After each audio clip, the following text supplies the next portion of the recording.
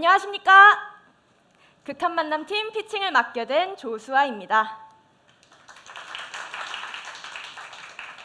스토리 테마파크 최종 피칭 소문을 듣고 이렇게 꾼이란 꾼들은 다 모여주셨네요. 다들 식사 맛있게 하셨나요? 네, 좋습니다.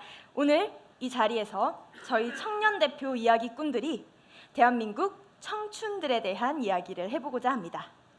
저희가 준비한 이야기는 120분 분량의 영화 수전 뒤틀린 뿌리입니다. 영화의 중요한 키워드 두 가지. 첫 번째, 청년. 이생망, 인생 한방. 요즘 청년들이 외치는 현실입니다. 노력만으로 성공할 수 없는 사회에 빛을 잃고 좌절하는 청년들이 많죠. 그리고 두 번째, 투전. 투전은 조선시대의 도박인데요. 저희는 투전이 우리의 인생을 담고 있다고 생각합니다. 패는 무작위로 주어지지만 판에서 죽고 사는 것은 우리의 선택이죠. 우리의 삶도 마찬가지로 주어진 상황은 우리의 의지가 아니지만 삶을 어떻게 살 것인지는 우리가 선택할 수 있습니다. 저희 극한 만남은 청년과 투전, 이 두 가지 소재를 맛있게 섞었습니다. 그럼 이야기 속으로 한번 들어가 볼까요? 1850년 경상도. 점차 신분보다 돈이 사람을 대변하기 시작하던 시기, 조선 팔도에서는 투전이라 이르는 도박이 성행하고 있다. 그리고 그 중심에는 명묘관이 있다. 명묘관이라 함은 경상도에 위치한 거대 지방이자 여관이자 도박장이다. 양반 노비 남녀노소 이를 것 없이 투전판에 걸 수 있는 곳만 있다면 모두가 평등해지는 이곳, 명묘관. 그리고 여기 우리의 문제의 주인공 천수인이 있습니다. 수인은 대한민국의 22세 청년입니다. 수인은 학업도 포기한 채 도박 중독자 은미, 도박 빚을 갚기 위해 아르바이트를 전전하고 있습니다. 어느 날 수인의 월급 통장에 손을 대는 은미. 차라리 나가 죽어버려! 지쳐버린 수인은 결국 스스로 생을 포기하려 합니다. 공사장 옥상에서 발을 내디디려는 찰나 문자 한 통을 받습니다. 기적을 바라십니까? 어쩌면 간절히 살기를 바랬던 수인은 문자 속 링크를 클릭합니다. 그 순간 심장이 멎은 듯 하더니 그대로 쓰러집니다. 어느 방 안에서 눈을 뜬 수인. 베옷과 상투를 튼 머리에 몹시 당황합니다.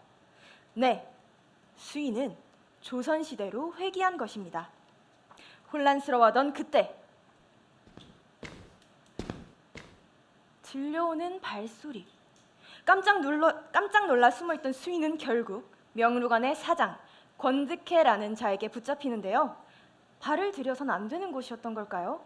득해는 수인의 목에 칼을 들이댑니다. 보자마자 사람을 죽이려 들다니 참 잔인무도한 성격의 소유자입니다.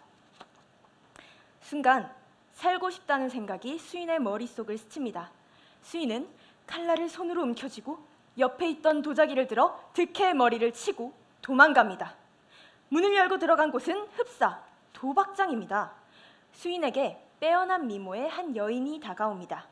명석한 두뇌를 지닌 명루관의 얼굴이자 최고 기생 수향입니다. 수향은 일단 수인을 데리고 나갑니다. 그때 득해와 맞닥뜨리는데요. 득해는 당장이라도 수인을 죽이려 들지만 수향은 소란을 피우지 말라며 말립니다. 결국 수인을 다른 방으로 끌고 가는 득해. 목숨을 담보로 수인을 시험합니다. 사실 그 누구도 통과하지 못할 것이라고 생각했지만 수인은 시험을 통과합니다.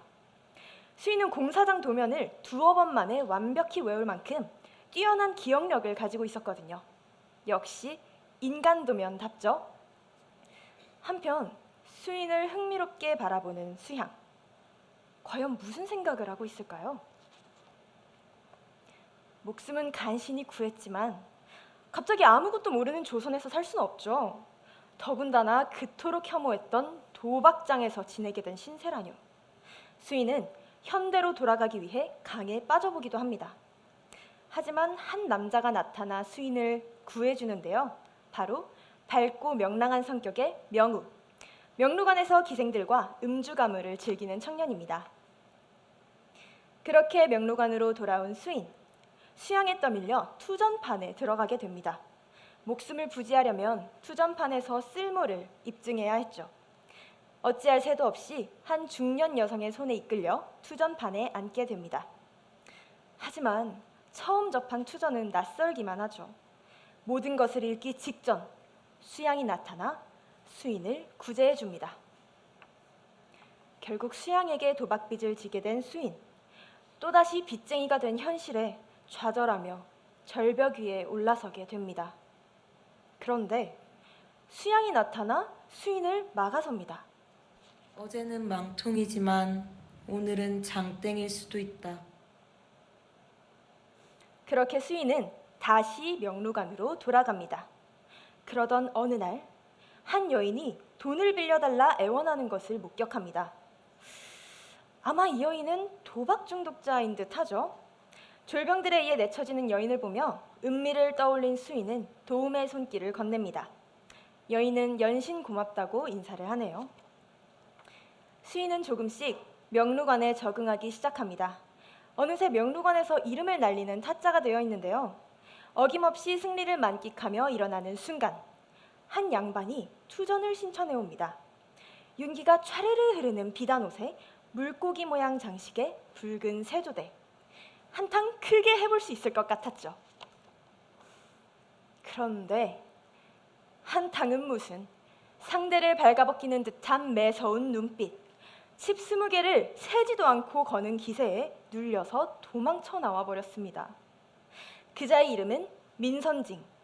매일 한량처럼 투전판에 죽치고 있는 양반입니다. 쉽게 타인과 투전을 하지 않으며 그자를 이긴 사람은 단 한 명도 없었죠. 수인은 숱한 노력 끝에 선징의 제자가 됩니다. 수인, 자네 앞에 놓인 패가 7땡이라는데 내 목숨을 걸지. 자네도 목숨을 걸겠나? 함부로 할 목숨이 아니다. 자기 자신을 잃지 않는 연습부터 해야겠구나. 선징의 말에 스스로를 저버리려 했던 현대의 삶을 떠올리던 수인. 그러다 문득 처음 눈을 떴던 방을 떠올립니다. 명루관을 숱하게 드나들면서도 본 적이 없던 방이었거든요. 수인은 직접 그 방을 찾아가 보기로 합니다. 결국 그 방을 찾아낸 수인. 그곳은 득혜의 방이었죠. 비밀 통로를 따라 들어가니 한 방이 보입니다. 창호지에 구멍을 뚫어 훔쳐보는 수인. 그곳에는 득혜가 있었죠.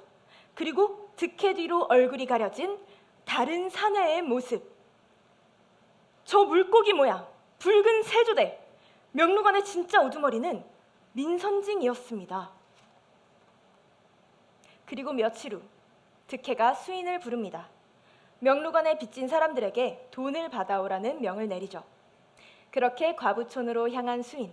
집으로 들어서는 순간 방문을 열자 목을 매달고 있는 한 여인과 그녀를 애쓰려고 살리고 있는 어린아이가 보입니다. 그 아이는 명우의 동생 귀남입니다. 수인은 급히 여인을 끌어내리고 깨워봅니다. 자세히 보니 명루관에서 수인이 보호해줬던 도박 중독자 해수였죠. 수인은 귀남과 해수의 모습에서 또 한 번 자신과 은미의 모습을 떠올리게 됩니다. 그리고 해수처럼 은미를 도와주지 못했던 과거를 후회하게 되죠. 이윽고 수인은 사람들을 짓밟는 명루관의 진짜 모습을 알게 됩니다. 득혜가 자행하고 있던 어린아이 인신매매, 꽝이나이는 가차없이 죽이고 그저 그런 아이는 명루관의 잡일꾼으로 쓰며 장땡이나이는 타짜로 키우기 위해서였죠. 더는 참을 수 없었던 수인은 명루관을 그만두겠다고 말합니다. 하지만 그 대가로 검지손가락을 잃게 됩니다. 수인은 득혜의 만행을 관아에 고발합니다. 그렇게 장형이 내려지는데 그 대상은 다름 아닌 수인이었죠. 사실 관아는 이미 득혜의 손안에 있었습니다. 그러나 금세 꼬리를 잡히게 되는 득혜. 꽝인 아이를 죽일 때 복주머니를 흘리는 바람에 덜미를 잡혀버렸습니다. 결국 득혜는 악랄한 죄질에 유백길에 오르게 됩니다. 하지만 하늘도 노한 것인지 자신이 죽였던 아이처럼 파도에 집어삼켜지게 되죠. 한편 수양과 명우 그리고 수인은 명록안의 악행을 끊어내려 합니다. 이 뒤틀린 뿌리의 시작, 민선징을 처리해야 합니다. 기회를 기다리던 수인 일당. 기생들과 놀고 있는 선징에게 기생 설아가 고의로 술병을 엎지릅니다. 그리고는 술에 취해 인사불성이 된 선징을 끌고 목욕을 보냅니다. 그 사이 명우가 들어와 선징이 벗어놓은 도포 아래 붉은 세조대를 빼내어 옵니다. 그리고 세조대에 달린 열쇠로 선징의 방에 있는 각개수리를 열어 문서들을 가지고 나오죠. 들킬 위기도 있었지만 장부는 무사히 수인 손에 전달됩니다. 다음 날 수인은 수령이 돈을 받았다는 증거로 장부를 들고 관아에 갑니다. 결국 수령은 더 이상 명록안을 보호하지 않기로 약속합니다. 그리고 드디어 마주하게 된 두 사람, 수인과 선징의 최후의 한판. 몰려든 구경꾼 사이로 주사위가 던져집니다. 두 사람은 각자의 모든 것을 걸었죠. 바로 수인의 목숨과 명록안. 결과는 수인 6, 그리고 선징 1. 결국 승리를 거머쥔 수인은 명록안의 주인이 됩니다. 환호하며 자신의 몫을 챙기기 바쁜 사람들 사이로 수인은 명록안 구석구석에 기름을 뿌립니다. 이내 명록안을 뒤덮은 새빨간 불길과 그 속에서 우두커니 서 있는 선징. 그렇게 명록안에서의 모든 욕망이 불태워집니다.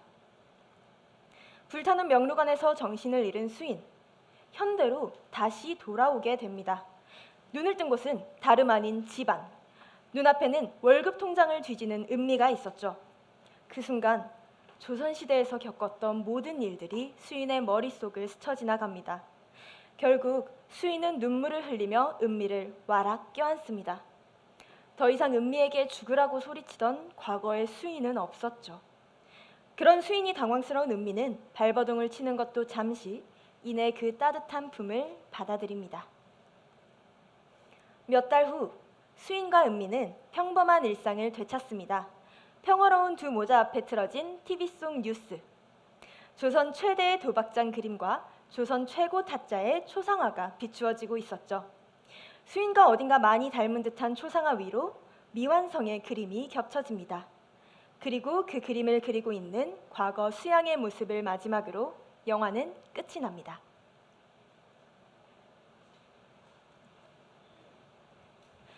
저희 이야기꾼들이 들려드린 영화 어떠셨나요? 저희는 이 세상을 살아가고 있는 수많은 수인들에게 전하고 싶습니다. 왜 태어났는지, 왜 사는지, 왜 이 시간, 이 장소인지 정의 내릴 수는 없지만 어떻게 살지는 스스로 선택할 수 있다고. 수많은 성공과 실패 끝에 결국엔 희망을 이끌어낼 수 있음을, 자신도 그러하리라 믿을 수 있길 바랍니다. 그렇게 단 한 명이라도 다시 한번 자신의 삶에 끈끈한 애착을 갖게 되길 간절히 바랍니다. 함께 대한민국을 살아가고 있는 우리 꾼 여러분들, 저희 이야기꾼들의 이야기에 배팅 해보시겠습니까? 지금까지 투전 뒤틀린 뿌리의 극한 만남 팀이었습니다. 감사합니다.